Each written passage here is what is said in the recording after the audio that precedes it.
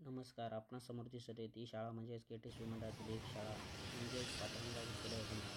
एकेकाळी तालुक्यातील शिक्षण क्षेत्रात तसेच क्षेत्रात नावाची शाळा कोणती असेल ती म्हणजेच होणार शाळा.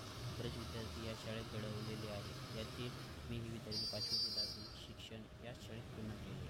पण शाळेची आत्ताची परिस्थिती पाहता खूप खराब दिसून येते. जेव्हापासून शाळेला लागून ज्योती स्टील कंपनी आली तेव्हापासून शाळेला व तेथील मुलांना आवाजाचा त्रास होत आहे व कंपनीमधील पावसाचे पाणी ग्राउंडवर येऊन मुलांना वर्गाच्या बाहेरही अडथळा येत आहे.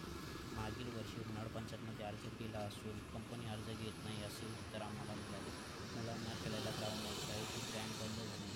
त्यामुळे सरांचे म्हणणे आहे की कोणतीही निधी येत नाही.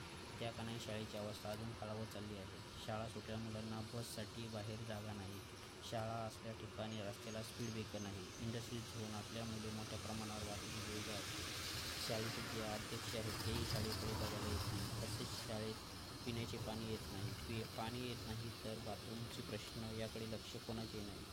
एकेकाळी शाळेचे अध्यक्ष वसंतराव देशमुख हे होते तेव्हाची जी शाळा होती ती आत्ता राहिली नाही. शाळेला पुन्हा नव्याने चांगले बनवायचे असेल तर अध्यक्ष हा स्थानिक माणसामधील हवा व महत्त्वाचे तो राजकारणी नसावा. स्थानिक मुलांना एकत्र येऊन ज्योती स्टील मुले होणाऱ्या त्रासाबद्दल आवाज उठवायचा आहे.